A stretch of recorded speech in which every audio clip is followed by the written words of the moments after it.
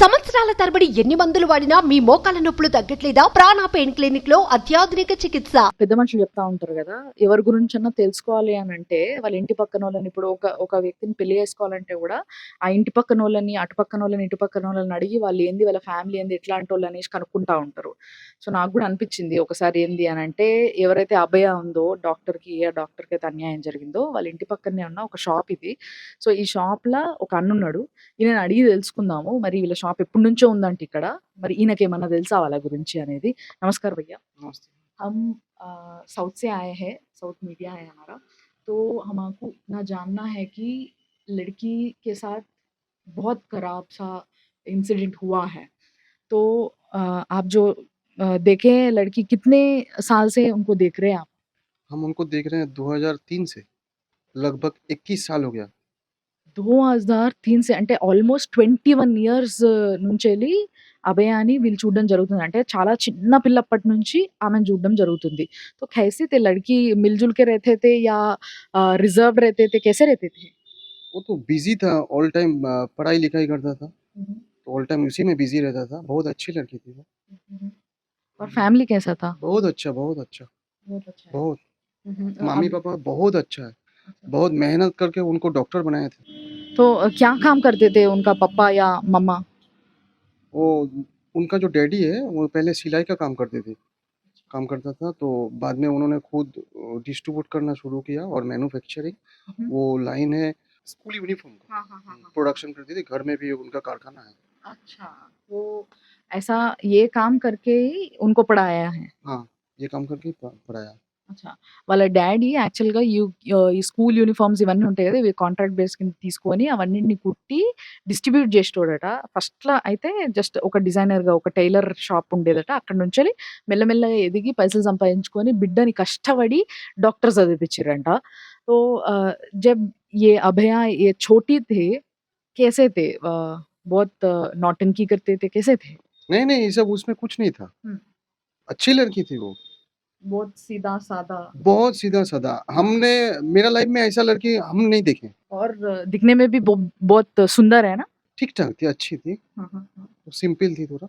तो शादी करने के लिए सोच रहे हैं क्या अभी वो लोग, जब ये इंसिडेंट से पहले? तो बहन के साथ तो बात नहीं होता था, तो फिर दादा से बात होता था, उनका डैडी से, मगर ये बात हम नहीं जानते थे। मगर हम तो न्यूज़ में देखे, तो उनका भी शादी होने वाले थे, तो नवंबर में। ये हम पहले नहीं जानते थे, बाद में सुना है। अच्छा, तो कुछ रिश्ता पक्का हुआ था क्या? ऐसा तो टीवी में दिखाया, न्यूज़ में भी आया था। हाँ, हाँ, हाँ।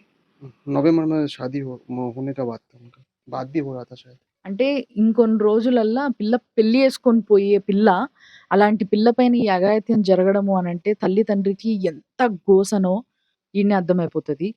और भैया ये अभी जो हुआ है उसके साथ, वो कुछ बात नहीं कर सकते वो बारे में, उसके बारे में, पर आपको कैसा फ़ील होता है? क्योंकि आप जब वो बच्ची की जैसे है तब से देख रहे हैं आप, तो क्या बोलते हैं आप? हम लोग का बहन जैसी थी वो। ममता बनर्जी के बारे में आप क्या बोलेंगे? क्योंकि अब तक तो कुछ बात ही नहीं करे बाहर आके, तो क्या बोलेंगे मैडम के बारे में?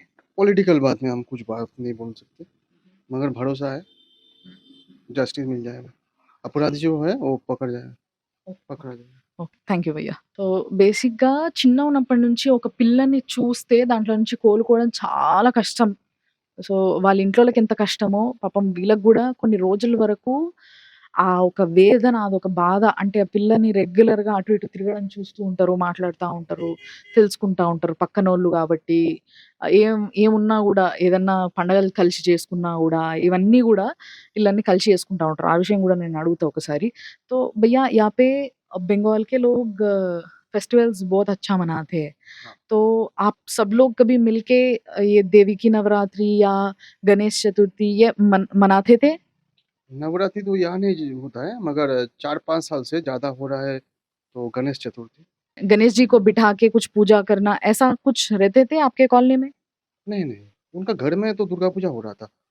3 साल हुआ, हाँ। ये 3 साल या 4 साल होगा, पूजा हो रहा था। कोई तो मानत थी शायद। सब लोग उसमें पार्टिसिपेट करते हैं. हाँ, तो बगल में जो रहता है पार्टिसिपेट करता है। బేసిక్‌గా వాళ్ళ ఇంట్ల రెగ్యులర్‌గా ఒక 2, 3 ఇయర్స్ నుంచి అమ్మవారి పూజ చేస్తున్నారంట. అంటే బేసిక్ ఇక్కడ చెప్పినాం గదా! మనం ఇంతకుముందు మాట్లాడుకున్నట్టుగా బెంగాల్‌ల ఏవైతే నవరాత్రులుంటాయో దసరా అప్పుడు చాలా ఘనంగా చేస్తారు. మన దగ్గర కేవలం 10 రోజులు చేసుకునే ఆ పండగ వీళ్ళు నెల రోజులు చేసుకుంటారు మాక్సిమం. సో, ఆ నెల రోజులు గూడా వాళ్ళ ఇంట్ల పూజలు జరుగుతూనే ఉంటాయంట. ఇగ పక్కపక్కన ఉన్నోళ్ళందరిని ఇగ పసుబొట్లకి, పూజలకి పిలుచుకుంటారు గదా! అట్లా పిలిస్తే వీళ్ళందరూ గూడా పోయేటోళ్ళంట. సో, గత 2, 3 సంవత్సరాలుగా ఇన్ని పూజలు చేస్తే గూడా మరి ఆ అమ్మవారికి, ఆ ఫ్యామిలీ పైన, ఆ అమ్మాయి పైన ఇంత దయ లేకుండేనా అన్న ఒక ఫీలింగ్ ప్రతి ఒక్కళ్ళకి కలుగుతది. నిజంగా చాలా బాధ అనిపిచ్చింది. నాకు గూడా ఈ విషయం విన్న తర్వాత ఇట్లాంటివి ఇంకా ఎన్నో మాట్లాడే ప్రయత్నం నేను జేస్తా. మీరు చూస్తా ఉండండి.